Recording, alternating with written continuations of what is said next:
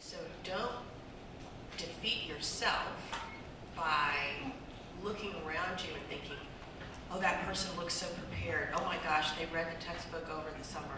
I didn't do that, so that means that I'm starting behind. Just know that no one else sitting in the seats by you has ever done it before you. And that means that you deserve to sit in your seat just like they're sitting in their seat. And take that even playing field and make of it what you will. I will add a kind of a personal note to that. I was lucky enough to start law school during the same year that there was some of the first big affirmative action discussions, and the law school that I attended we were the largest class of African American students that had ever been at Tulane Law School. And so the coupling of the really large class, and by large, there were 42 of us, so it's not super large. But at the time, it was the biggest class. So there were all these faces that didn't necessarily look like everyone else. And there's all this stuff that you're hearing in the news about affirmative action. I think the Clarence Thomas confirmation hearings were going on. There was a lot going on. And so there was a lot of tension, and there were a lot of things being said implying that certain of us did not necessarily deserve to be in the seat that we were sitting because maybe allowances had been made to, maybe. And so that was one of the first times in my life, and my friends who will tell you, I don't get upset very much. I'm very laid back. That's why I'm a transactional lawyer. I'm not a litigator. I don't want to be in the courtroom. But if you impugn my integrity, then I have a problem with that. And so there were some very, I would say, interesting town hall meetings and things that had happened. But all of that, I feel like to say, that is a situation where someone could absolutely feel intimidated to be, even though you know that you belong in that seat and nobody made any special allowance for you to get there. And you don't need to show anybody your LSAT score and your GPA to prove to them that you belong in the seat that you're sitting in. It's like, how much money did your dad give to this school to get you in the seat that you're in? I'll talk about that. But there are situations that can and will arise that may put you in that mindset to say, do I really belong here? Is this really for me? Let it go. Everybody is in the same spot that you are. They're all getting the same information. Take it, run with it, kill it.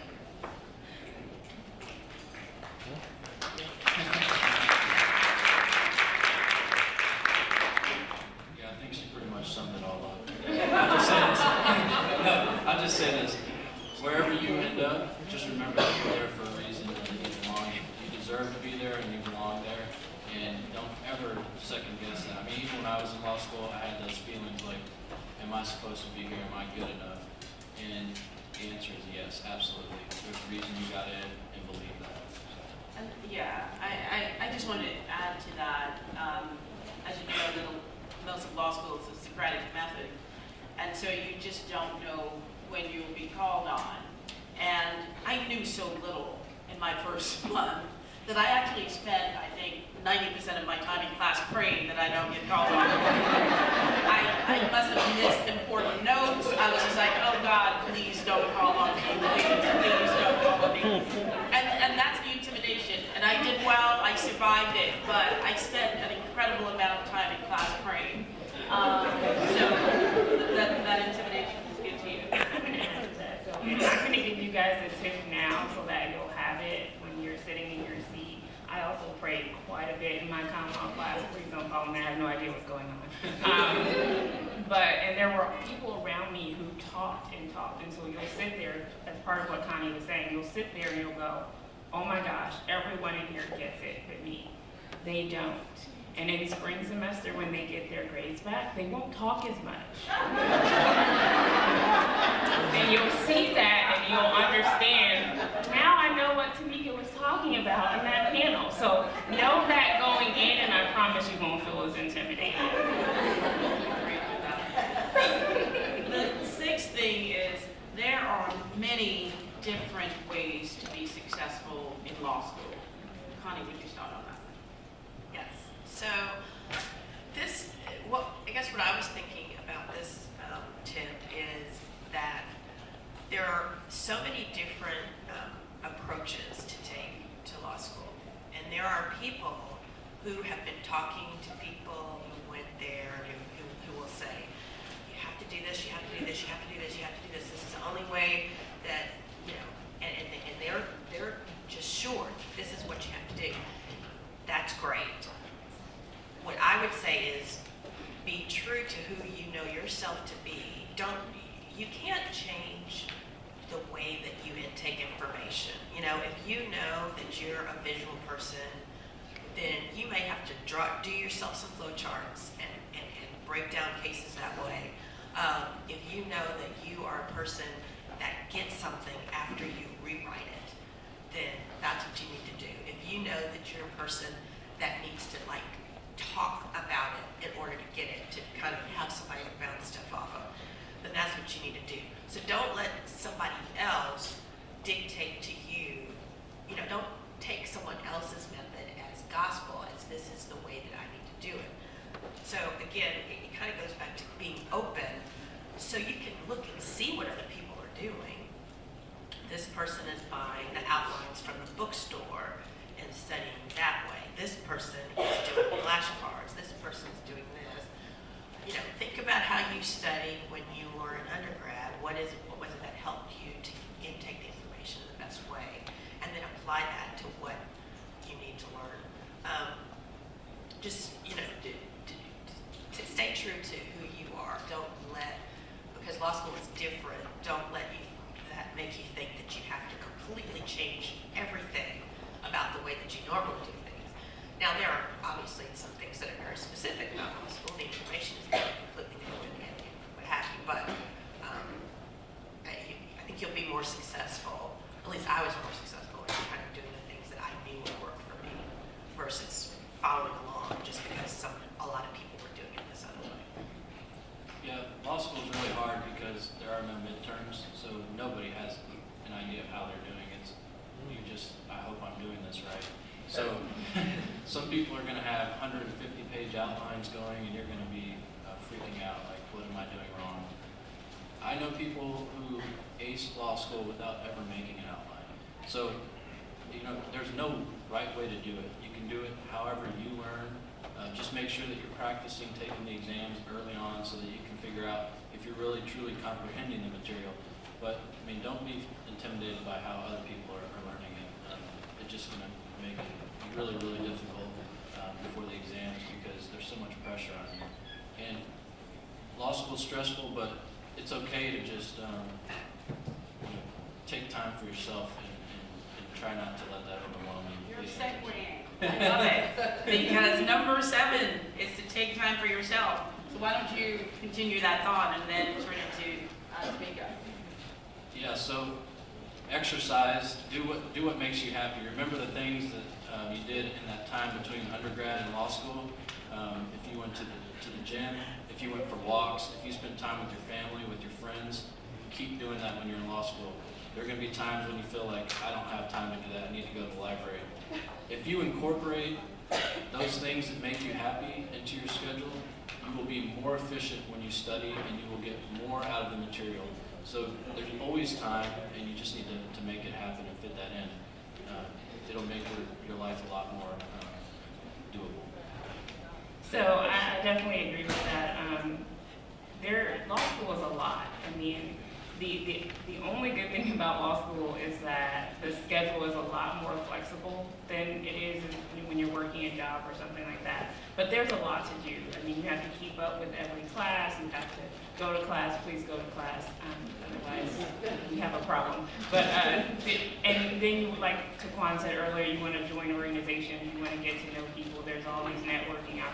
opportunities so that you can get a job. There's just a lot going on. And if you don't take the time to make sure that you're eating, yes, you will forget to eat, I've done that, that you're calling your mom or your grandparents on the phone. Yes, you do still need to reach out to your family. I mean, you'd be surprised at the things that we feel like we no longer have time for because we're busy. You're not that busy.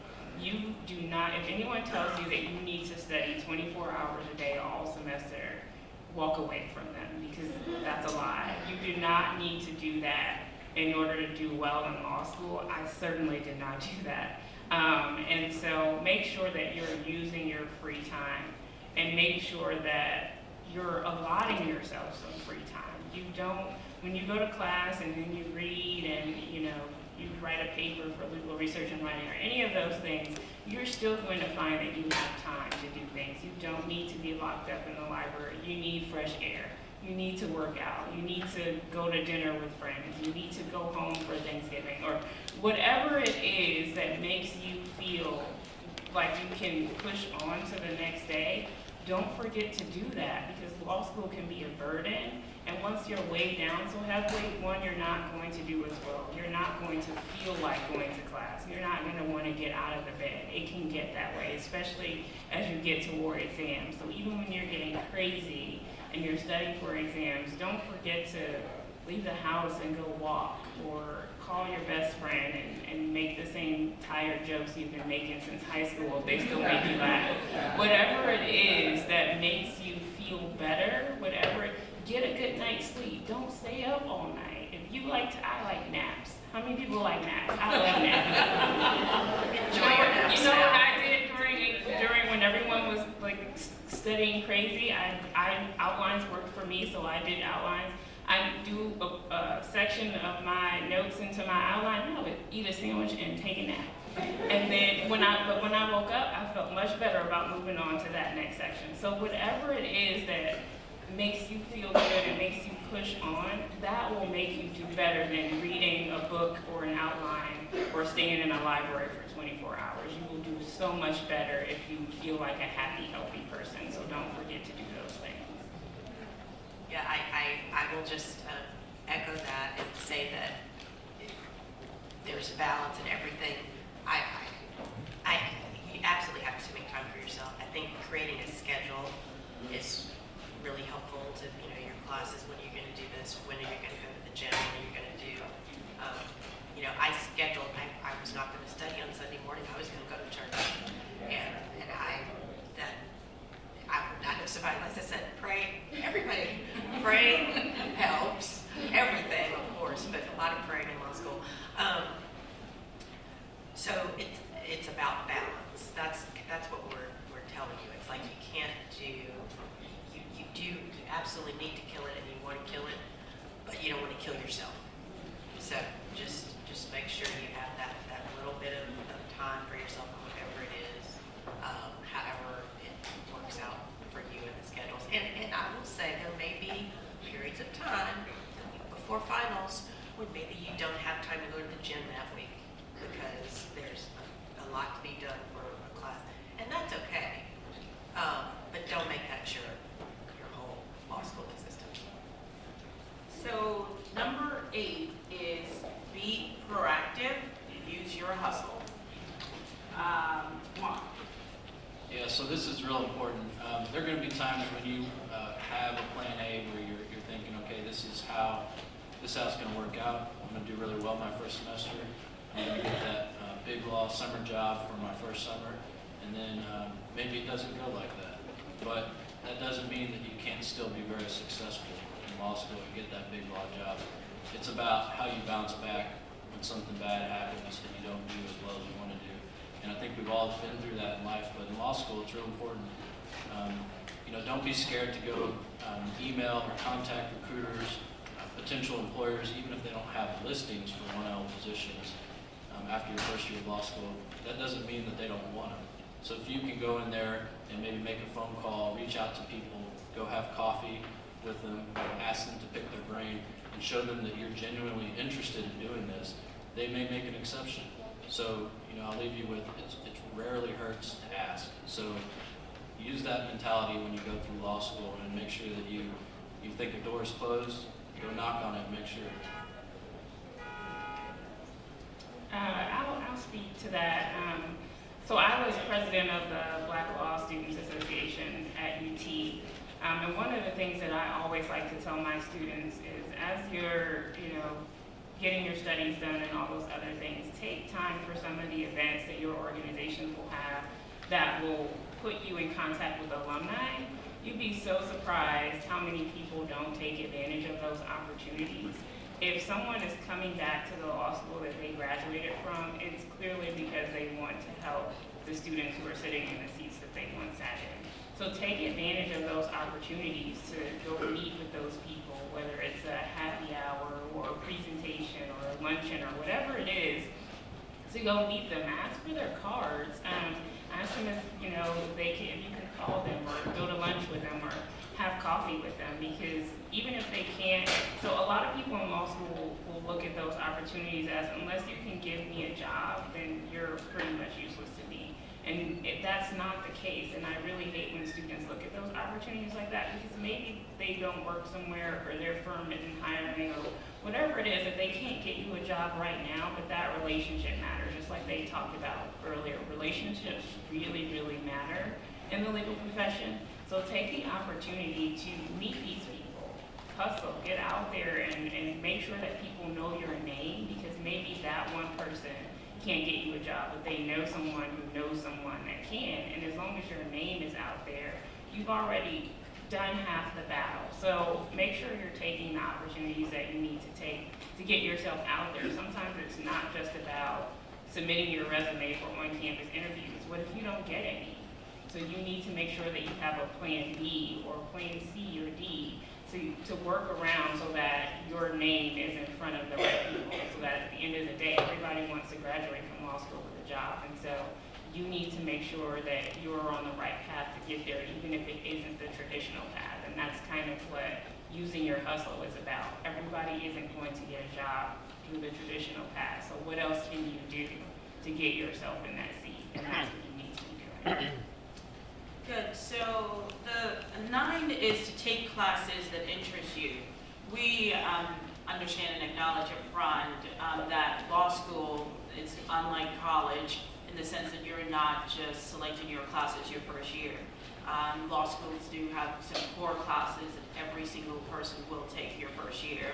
And depending on the law school, there's very little room to wiggle in that. I went to Duke, and everyone's taking the same classes and then no electives your first year. But we still want to talk about taking classes that are of interest to you when you have an opportunity to do so. And I'm going to ask Connie to start off. Yeah, this is one of the worst pieces of advice I got